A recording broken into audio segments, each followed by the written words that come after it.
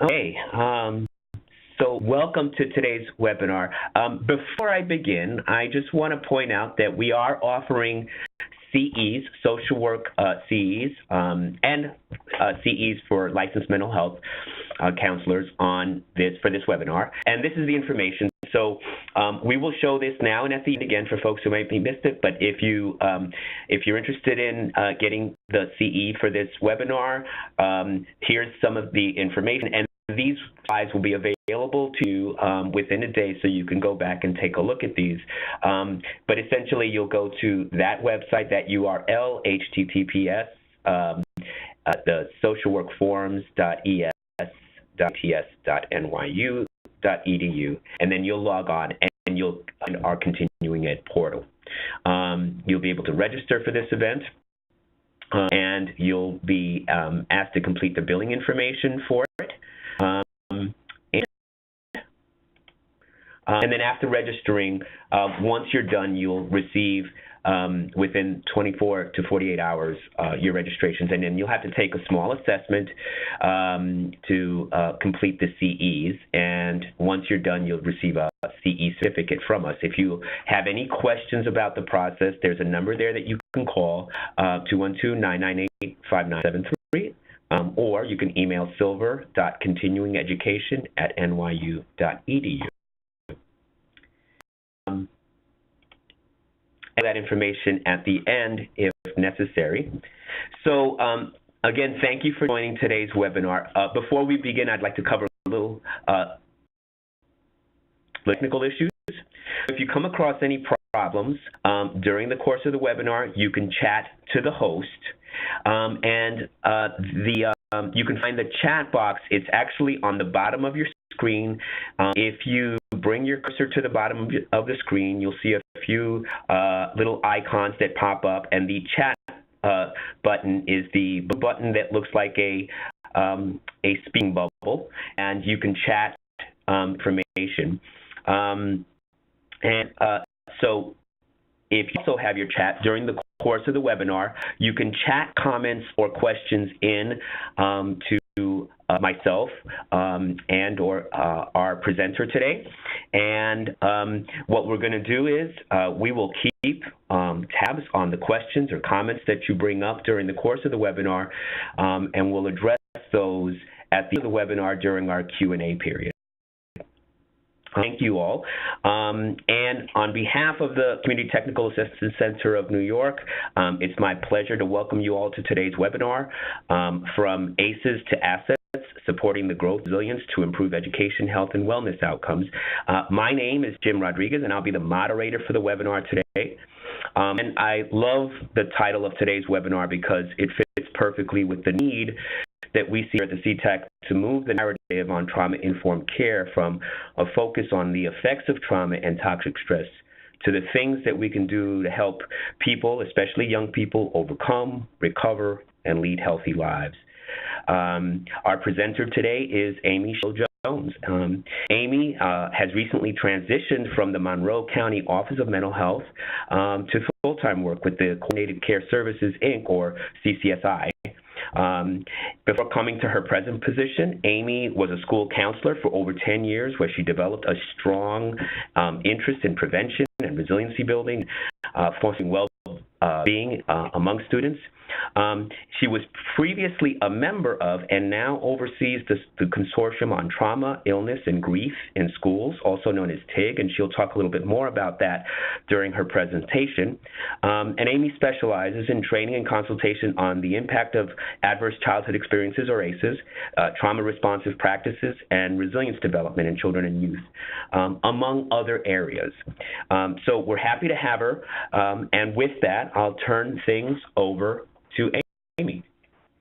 Great, thank you, Jim. I just want to make sure, one, that I'm able to be heard. I think it's all in working order. I want to express gratitude and welcome for those of you who chose to share some time today on what I'm sure is a busy afternoon and hopefully a beautiful day wherever it is that you're joining us from. As Jim mentioned, you would not have heard, the word of doctor or researcher when it comes to my introduction and experience. I am neither of those things.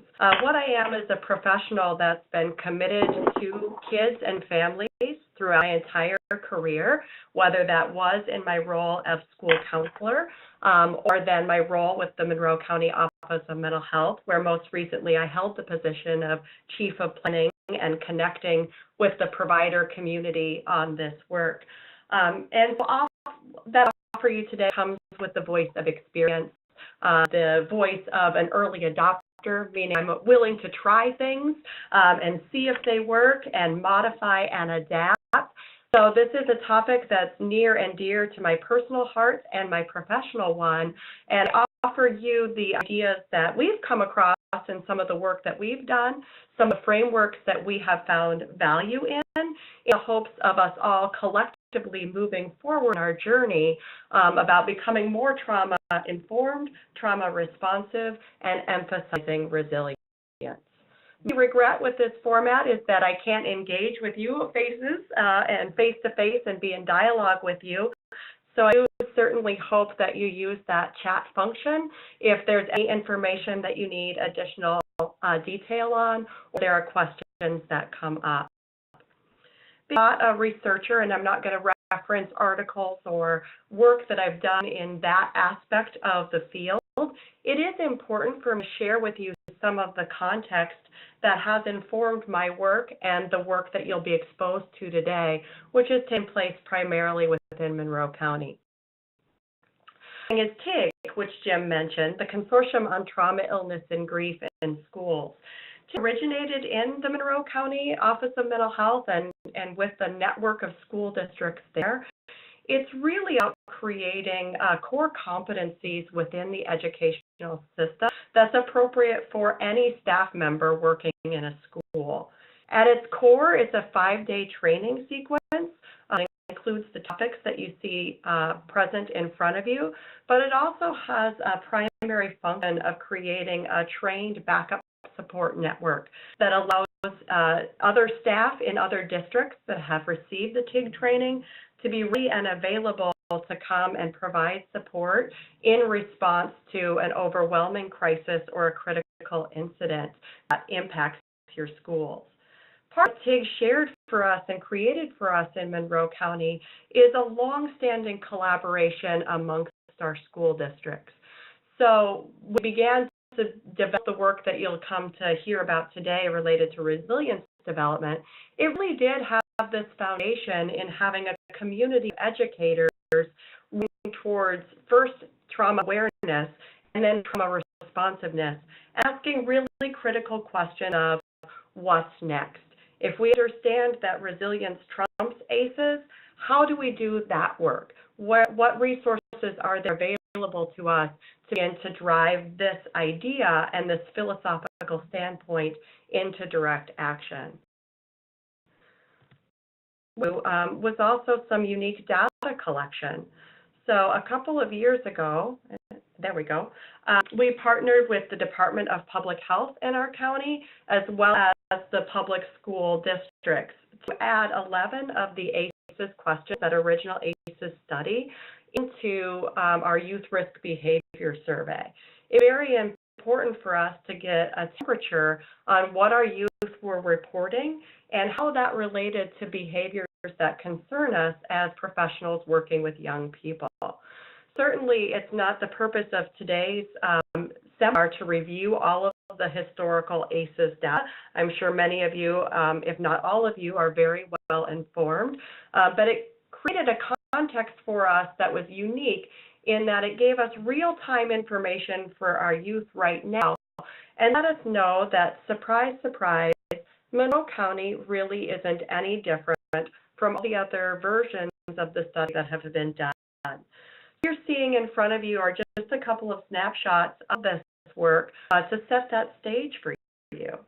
To hear a little bit about the context of Monroe County, I do want to invite you to make parallels of different entities or resources that you have within your own communities that may help further this work along for you. Certainly, if any of these contextual pieces make sense or are seen as something that may fill a gap for community, all of them are aspects that myself or my colleagues at CCSI could provide some assistance. So TIG, data collection, and the next piece I share with you are all very replicable resources that can be drawn in if they would also help further your own work.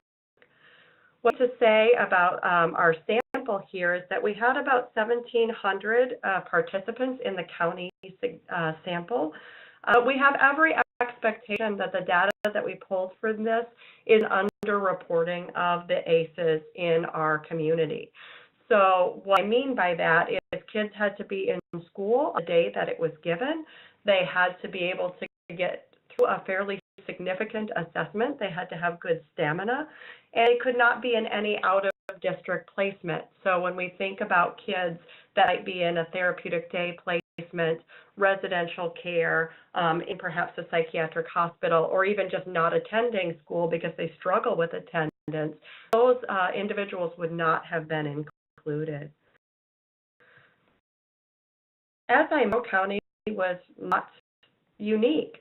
One of the things that we were able to do is cross-reference our ACE scores with our academic performance in terms of letting folks see that kids who are failing are predominantly populated by kids who have ACEs in that intervention category, that 2 or more. And you can see the increasing rate of our category of kids with 4 or more ACEs. This was particularly impactful to share with school to help all stakeholders within the education setting understand that they know who these kids are, even if they don't know their stories, and begin to make the case for that framework of universal precautions or a resilience mindset. Indicators show the same typical stair-step approach as to suicide, violence, and substance abuse and use.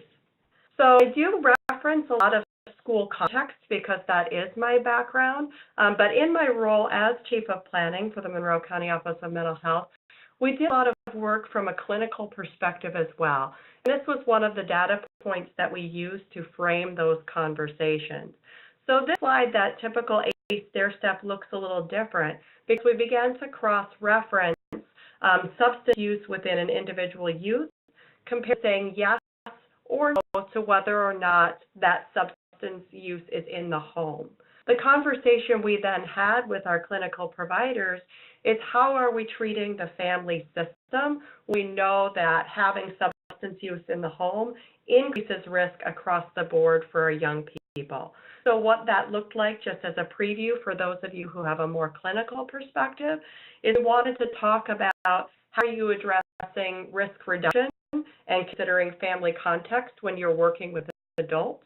What questions might you need to be asking or take a trauma-informed lens upon when working with young people who come into your supports and services related to their own substance use. Toward our relationship building and our collaboration with TIG, and then dove into that data, it really set the tone for launching significant work on resilience development. As I said, if we understand that ACEs trump assets, how do we do that work? And so on the slide before you, you see the bright shining faces of our Monroe County Resilience Learning Collaborative. It's a cross-sector collaborative that includes 13 of our local school districts, our homeless shelter that specializes in serving youth, certainly Monroe County Office of Mental Health, one major health and hospital system, 3 major youth-serving community-based organizations, as well as those who share a policy or funding perspective. What we've done is really come together around a particular resource. It's the Reaching Teens Toolkit, generated from the American Academy of Pediatrics, to share a framework and enhance our system of care for all using the same tools and resources to try to give all of our young people in our county a consistent experience of care, and certainly, again, the idea of a resilience development mindset.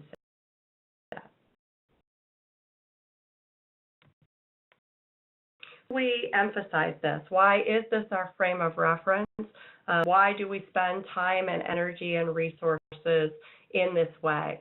So certainly as we all grew in our understanding of trauma and its impact, what we want the takeaway to be is that there is hope. And what is predictable is preventable. So even though there are no ways to undo ACEs if they've already been experienced by a young person, the risk for those negative outcomes that we've seen in study after study can absolutely be mitigated by resilience and strength-based factors. So while social justice initiatives and advocacy need to continue to be part of the narrative and the work that we do to even reduce the overall number of ACEs in any of our communities, we don't want to say that that's the only course of action, because can absolutely intervene after the fact, as long as we have good skills and resources, and even just a good knowledge base to work from to reduce risk for our individuals and our communities, even if they have already experienced adversity. I think we all have a good frame of reference, but just for the purposes of being on the same page, I'd like to adopt this particular definition, is that resilience is an individual's ability to adapt to stress and adversity in a healthy manner. You notice in this particular definition that there's no discussion of a time period. If you were to look historically back at some of the work in this area, there was often a caveat, that indicated people needed to sort of bounce back with a short period of time in order to be considered resilient. That's really gone away from the conversation, and it's an important one, because this is very individualized experiences and work.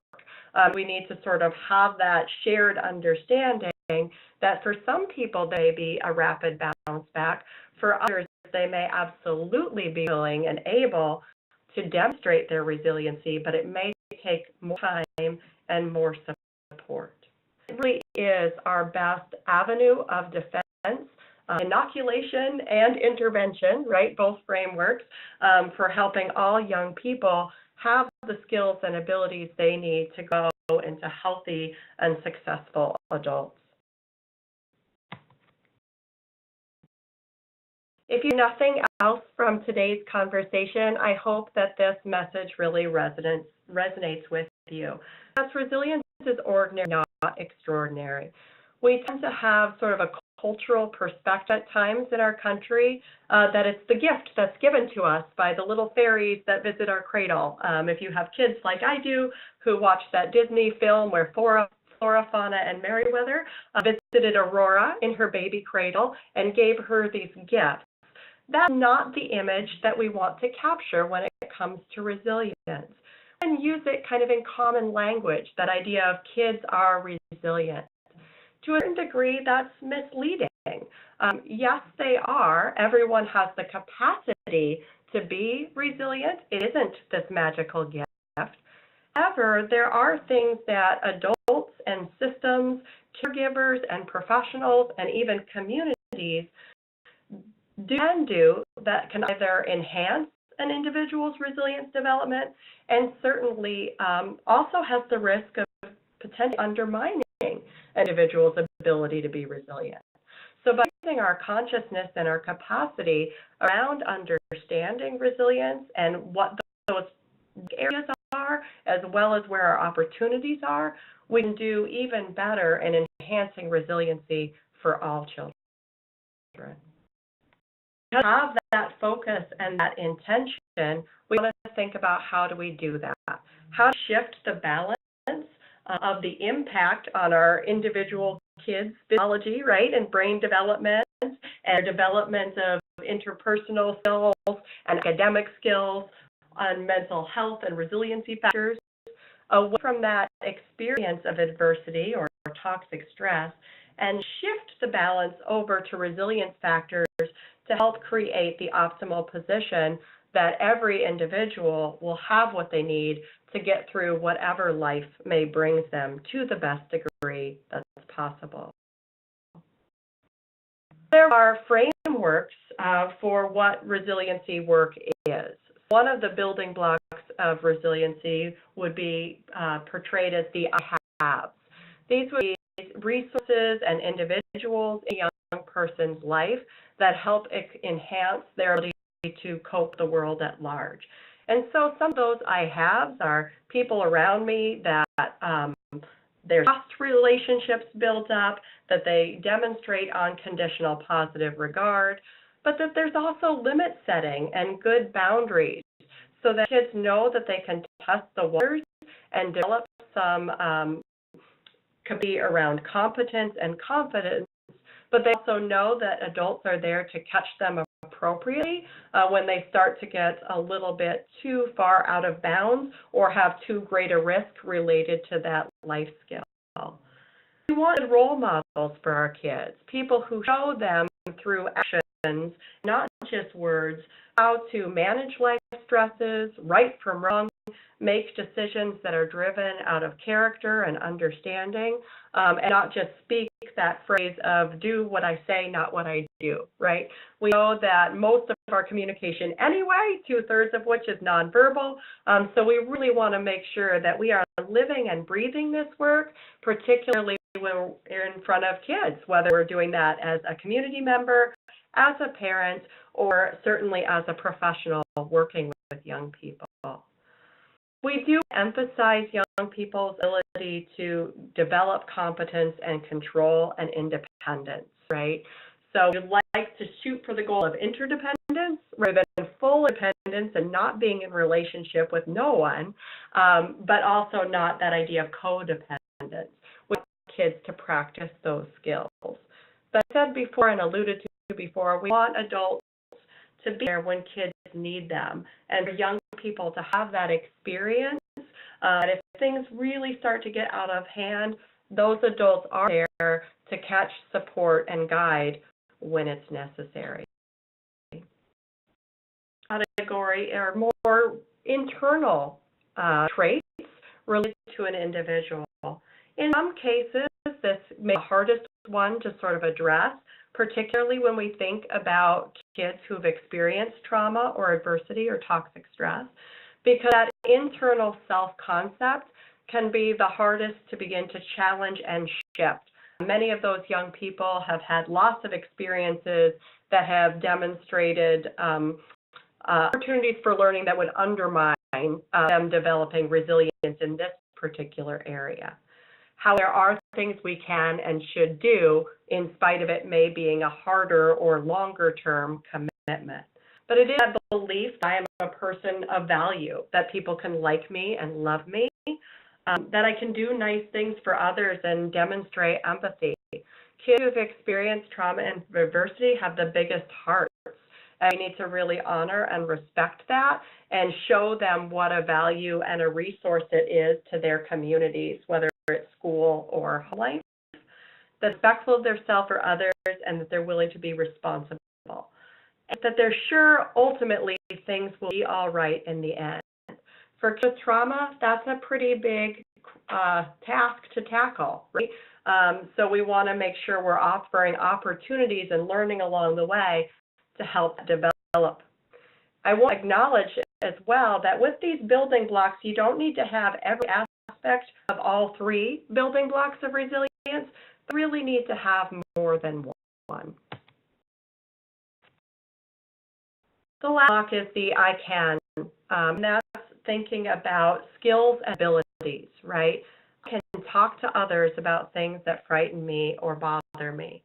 So this would be your caring teacher, your clinical social worker, your school counselor, your family physician, your community member who perhaps participates in an after-school activity or volunteers to be a mentor.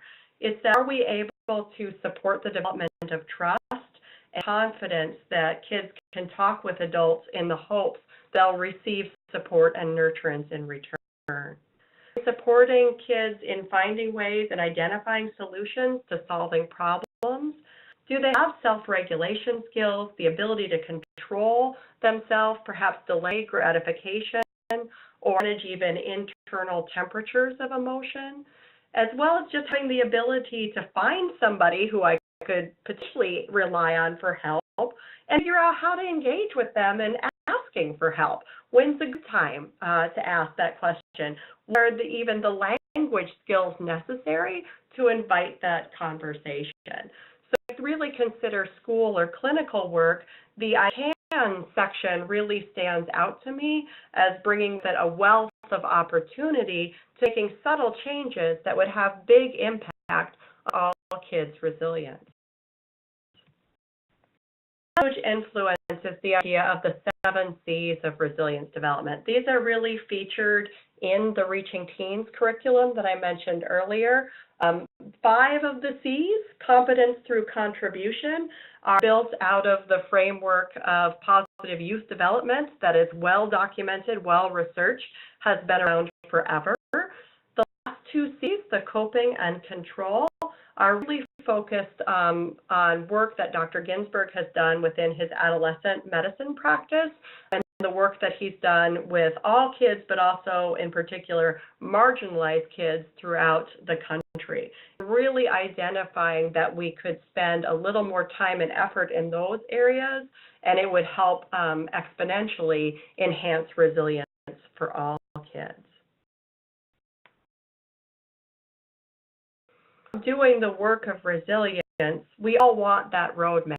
We want to know that if I just did A or B, all of the kids that I come into contact with would be resilient and have, a wealth of internal character resources to draw upon in order to meet life's challenges. As all of us know on this call, if it were that simple, we wouldn't be having the conversations that we have around ACEs and the persistent risk for more negative outcomes. There is not such a roadmap, I'm sorry to say, but it really is about knowing this work, living, breathing it.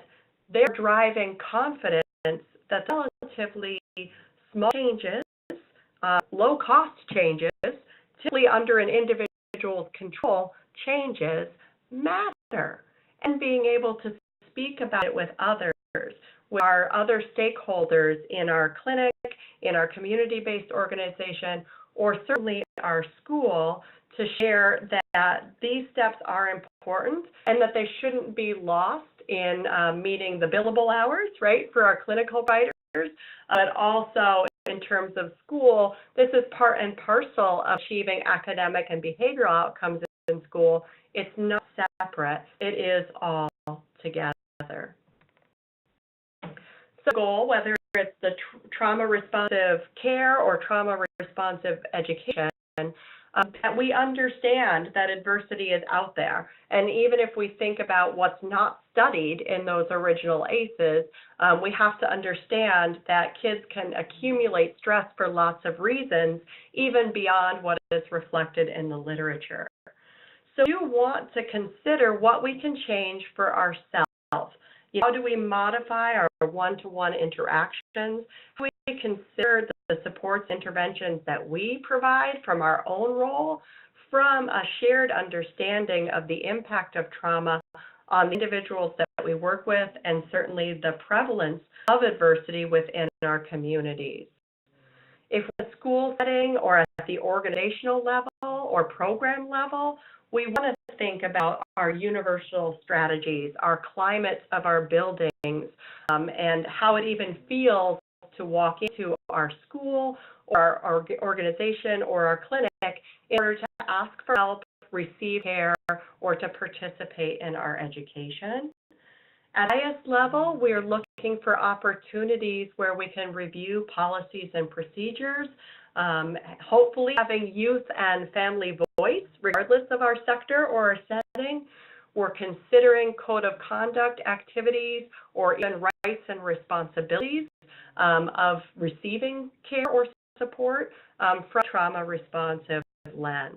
And it really is about making sure that all individuals feel safe, both physically and psychologically, that as a team of professionals, we all have a shared understanding of understanding the impact of trauma and what we're trying to do different in reaction and in response to that. There is a sense of teamwork and shared responsibility. Kids who've gone through it are tough to work with, not only in terms of witnessing some of their life experience and life story, but also in the areas that they struggle to build relationships, develop trust, can be really hard to hang in there as a caring professional. And so the ability to work as a team, to tag in, tag out, when own triggers or exhaustion comes up, and to be able to share that work together is really, really important to the benefit of the young person. Certainly want to be able to anticipate and adapt to changes in the population and meet all students' needs holistically and collectively, and have overt connections to our community partners. If we have a school setting, we're talking about our multi-tiered system of support. What we do for all kids at the Tier 1 level, the targeted interventions for kids who are demonstrating that's not quite enough, all the way up to our Tier 3, which is our selected interventions for kids who are demonstrating significant signs of struggle or a poor response to some of the activities that we've done already. So our work, just to remind you of our prevalence, our purple through our red areas of the pie are those kids that are in that zone of worthy of intervention. It's nearly 30% of kids in Monroe County, and so we made the case pretty strongly that most of this work lives in the aspect of universal strategies. What are we doing for all kids?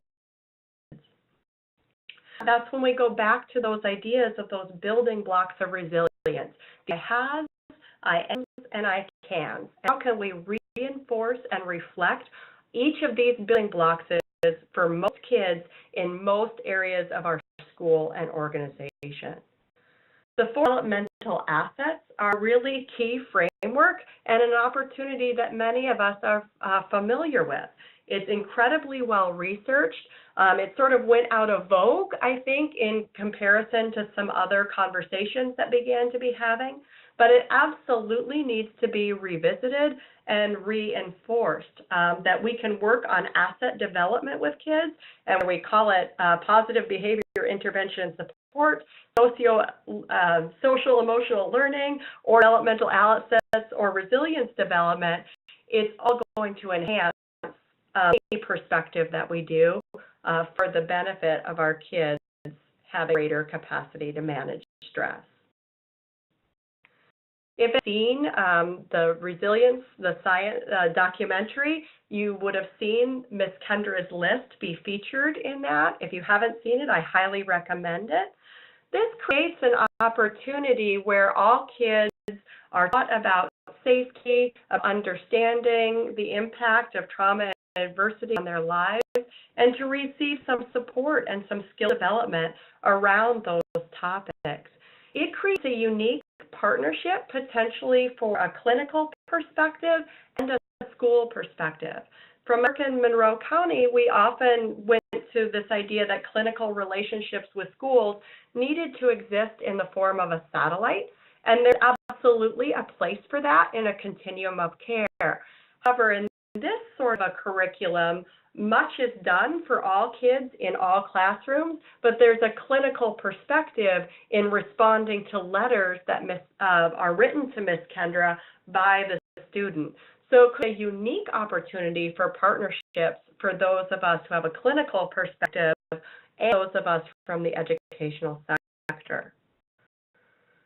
If we think about adopting a resilience frame mindset, it really is about a personal reflective process. So Dr. Ginsberg's website, he has a series of reflective questions written toward parents. I want to offer you as one of the best skills and easily controllable within your circle of influence is put yourself through this process and perhaps selecting some goals for yourself. So I chose a few sample questions from 3 of our list, our 7 C's, to show you how I walk through that process. And so brainstorming, teach the important value of serving others. If we're still in my school-based role, what would I do with that? I would consider school-wide service projects, how to unfold that into general activities for kids, support and enhance that experience. Or I explore through curriculum. If I'm looking at social studies and talking about aspects of a war, or am looking at science curriculum and how different aspects of science can be used to enhance the collective health of the nation or the world, humankind, if you will, right?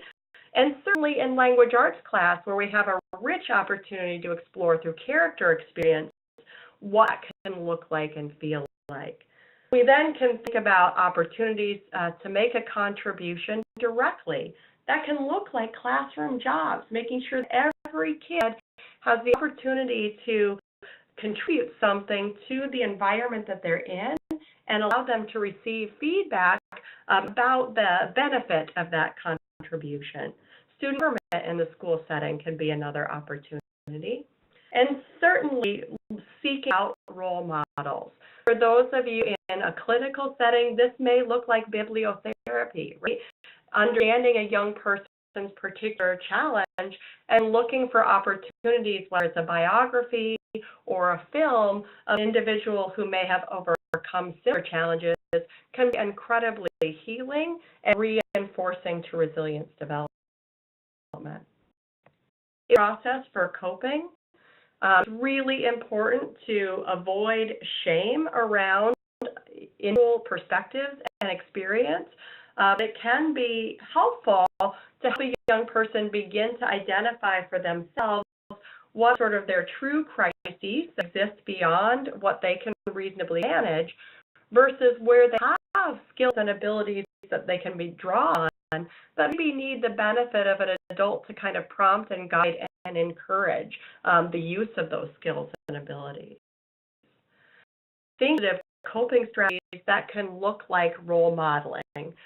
Sheila Jones is going to take a breath right now because I'm getting frustrated. And I take a breath, it helps me calm down.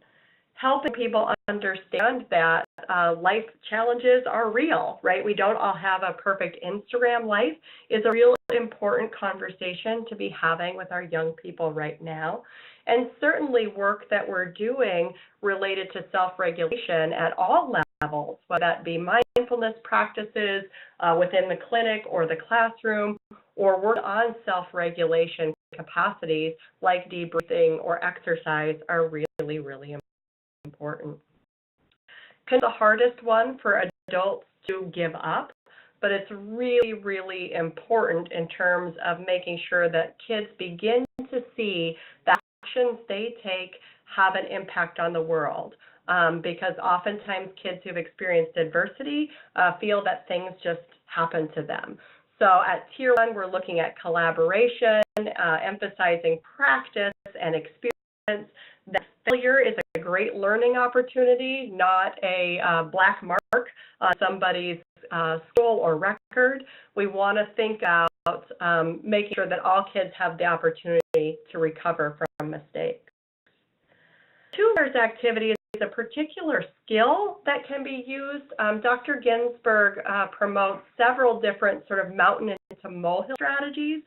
This one relates to the topics that we just talked about. I mean, you can help individuals kind of look into the future into two different paths. Maybe the one that they're headed to right now that might be risky for them or suboptimal, and where they really want to be. So it's reflective of their own goals and ambitions, and then begin to help them see not that they have to get to the end, that top rung of the ladder, right to the bottom one, but what are all the steps in between? And that often looks like, let's identify these two paths.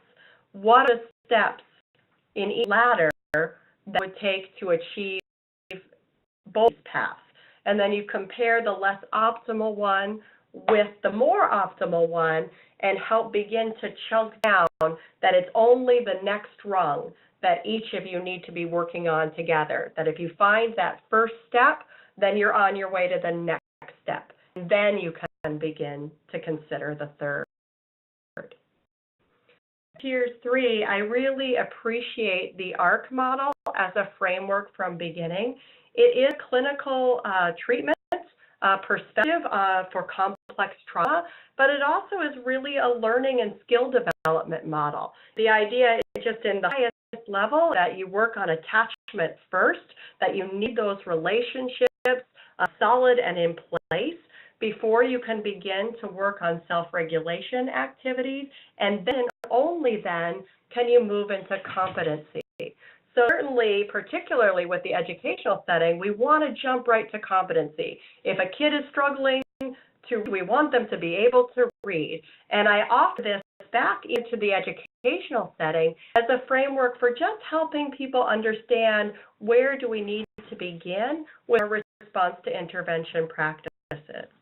So if we were to look, and I won't read all this, don't panic, if we look at that same reflective process, because it's really the process that I want you to take away with, it's considering each of those questions again, and then how do you begin to modify out? What are your opportunities within your own role to enhance or support different aspects of resiliency? You always do this in an individualized basis because you might want to choose a different C to start a young person, because with every with every intervention, you want to begin where the young person is already successful and build up from there. So you wouldn't take their attribute that's the furthest from their reach right now. You'd start with one that was pretty solid and begin to enhance. But you can start to see that there might be opportunities to mentor or participate in groups with some counseling support. You might really dive into a one-on-one service project that has a guided approach to it to assure that that young person could be successful. In terms of coping, that's when we can consider some additional, more formalized supports. Sensory diets, certainly counseling or therapy can be really important. Definitely just reflective listening or comic stripping. If those of you on the call haven't looked into collaborative problem solving, the raw screen approach, or motivational interviewing, these would be really important skill sets to begin to work at the Tier 2 and Tier 3 levels. The same for control. Again, thinking about voice and choice, that's one aspect of control, and it's really, really important. But what are the enhanced opportunities to allow young people to have control in their life and to receive feedback? If you have an attached relationship, you can use that feedback for either more positive things that have occurred and some more negative. For example, I noticed that you received a D on this math test, and I didn't see you in our after-school study skills. But I do remember that when you came on that previous test, you were able to achieve a B. And what can we do to maybe consider that type of support going forward? So you want to work on providing really targeted feedback based on effort and ability, not sort of internal characteristics or things that are lovely about a person, like you have a nice smile, but really targeted into what they're doing and how it's impacting, particularly when there's opportunities for positive feedback, the world around them. I will briefly an example of really making these ideas live within the Monroe County Resilience Collaborative. So this is a school district member of our collaborative that took all of these things that we think about and reflect upon and try to put into action. And they, at a midpoint this past year, so approximately January, looked around at kids who are struggling with their behaviors. And they identified 17 sixth grade students who were really demonstrating poor success in school as it kind of was focused on their behavioral success. There were high disciplinary referrals, there were behavioral challenges, and while they might be designated for academic supports, they weren't demonstrating success or progress even in those academic intervention services. So they advocated to form an SEL, a social emotional learning group. They pulled those kids out of their traditional math or language arts AIS and advocated with kids and families and other staff that this type of work was needed first before we could consider applying a intervention or a reading intervention. So designated time once per week to spend with these individuals, and it was throughout the second semester of the school year. What's at the time, but came out after the fact, is that they were really braiding together a lot of different initiatives. So all of this is reflective of positive behavioral intervention of support, trauma-informed care, social-emotional learning, response to intervention, therapeutic crisis intervention, the 7 C's, and restorative practices. So I don't want you to think resilience development is yet another initiative. It's about creating a full complement of all of these initiatives to really apply to the benefit of the kids. So how does this group fall out in terms of that ARC framework of targeted intervention? They did a lot of work that was different with engagement. The way they approached families and students about the opportunity was incredibly strength-based, as well as needing to advocate to teachers and demonstrate to them why this time commitment would be valuable. They had a teaching model with a teacher and a counselor, and started each session with a peace circle. So really developing those relationships among internal and external stakeholders, right? Family, other teachers, the adult leaders within the group, but also the group cohesion perspective. Once they had that established, they did some work on self-regulation.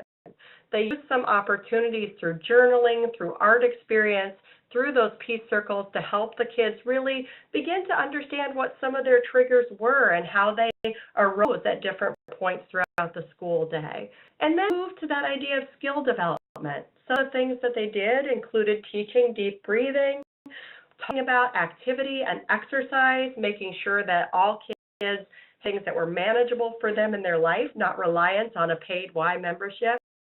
They introduced mindfulness and positive communication strategies.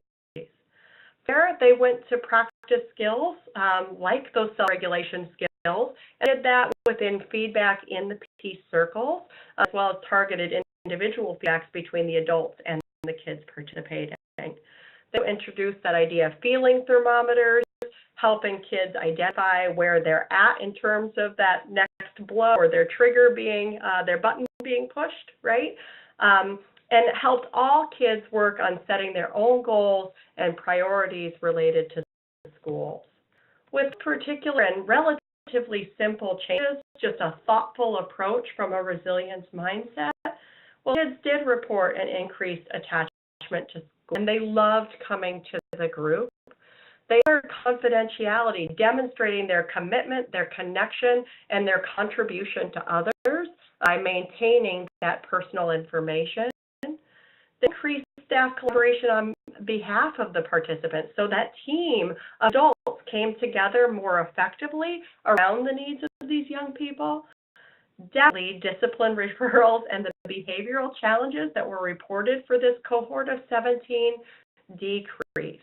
Because the facilitators were mindful and sharing their results and speaking back out to the staff at large, they got increased support from the greater staff to consider this type of model going forward, which is a huge lift in terms of sustainability, a huge step forward in meeting kids' needs to the best degree that's possible.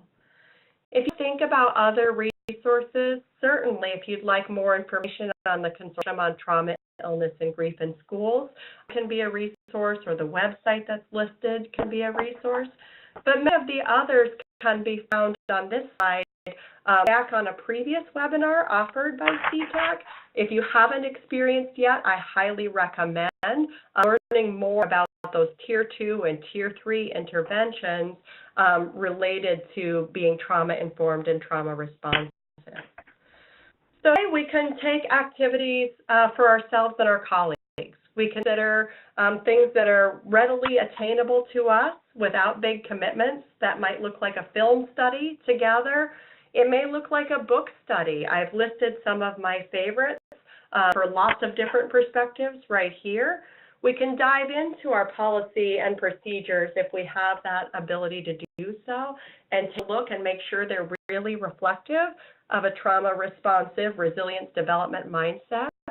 We think about professional capacity, professional development as well as observation or supervision support on these aspects, and connect with others, both in terms of our own self-care, but also moving us forward on our individual journey. At individual level, I want to remind and give you all confidence that knowing your young people by name and their life stories to the degree that they've shared them with you is incredibly valuable. Just feeling of recognition and validation is healing. Reach out to our families to share good news and positive information. Enhancing the family dynamic and engagement is a huge benefit. Getting out there and seeing where kids are active and living and breathing and doing other things besides their clinic appointment or their math class also demonstrates value, as well as listening and paying attention and demonstrate it on conditional positive regard. All is stuff that we've known. From our perspectives for a long time, and yet with competing pressures, it's hard to remember this is the stuff that truly matters. I'm happy to say that in Monroe County, we now have some science to demonstrate that absolutely it does. The most recent version of that Youth Risk Behavior Survey ACEs data that I talked about earlier added asset questions to really test our measure that if we did these things, we make a difference. See before you is one particular asset. Do kids say that they receive encouragement at school? And related to that, what does risk look like on 3 areas that concern us most? Substance use, suicide ideation, and mental health depression indicators. For this slide, these are only the kids in that third that I mentioned who have experienced 2 or more adversities. Even within the high-risk group, that group who have risks related to their life experiences, we see statistically significant reductions in all 3 areas. Similarly, mapping to my community, understanding that the people in my community value and support me, have significant decreases in the areas of suicide ideation and depression indicators. And last but definitely not least, I have at least one non-parental adult support has significant impact, again, in all 3 areas. These simply sample areas, similar results were related to violence indicators and other substance use indicators, but they stand out to us here because I think many of us would identify that our mental health and substance use needs for students are significant and very prominent in our minds as we see suicide rates climb on a national level. So this opportunity to be that community member, to offer encouragement at school, to be that single non-parental adult support that's caring and consistent, that's the power of resilience, that is the power of one, and that is the power of you. So I thank you for your time and your intention and the excellent work that you do on behalf of young people and families. Great. So much, Amy, for that presentation. I want to make sure that I get a couple of questions in. Please chat any questions or comments that you may have for Amy. I know we have limited time, but let's try to get to some of these. And actually, there were some that came up during the presentation, so I can go over those first. And some of these may have already been answered, but one question that came up is, what are resources that promote resilience or social emotional learning for teachers and staff working with students in an alternative school setting? So again, it's really about sort of who you are and who you collectively are as a team of educators and school professionals. So definitely working towards that goal of having a trauma-responsive education, using resources that are geared around that. There's a wealth of material on trauma-responsive schools that can be drawn upon. And it's oftentimes more of what you don't do versus what you do. So I really love the examples that are present in the film Paper Tigers. That is an alternative setting. It's a case study of students, teachers in an alternative setting, high school, and what they're doing differently to enhance this work. And as I mentioned, being observational about what they don't do as well as what they do gives a beautiful example of how to make this alive in that setting. I was going to reference Paper Tigers as well because it's a documentary and it really gives you a first-hand look at some of the things that the school does differently in terms of addressing the needs of kids who've been exposed to trauma and toxic stress. Another question that came up was, do you use the resiliency scale that is available online, which has 14 items on a 5-point Likert scale for each to generate the score? I know that's a very specific question, but I wanted to know maybe if you could, I don't know about that specific item. I know there are many measures of resilience, but I think a measure of resilience, if you can speak to that, Amy, would be fantastic. That's where we've really tried to go with our analysis of looking at assets because they happen to be already embedded in the Youth Risk Behavior Survey, which is the tool we've used to collect this additional information on ACEs. That should not preclude individual settings. We're looking at whatever is out there to help guide their progress. Certainly from my perspective, now more at that system level, consultation, facilitation of others' work, I don't specifically use that, but it would be one that I would absolutely support people thinking about and considering, would this apply to our setting and sort of be culturally appropriate for the work that we're trying to do. If I can mention earlier, as Amy was talking about additional resources, she did mention that the CTAC has put together, we have put together a series on trauma-sensitive schools. This certainly could have been a part of that, but we'd already completed that. And we've also done a number of offerings on resilience, including a webinar that we did on resilience that included a section on measurement and ways of evaluating.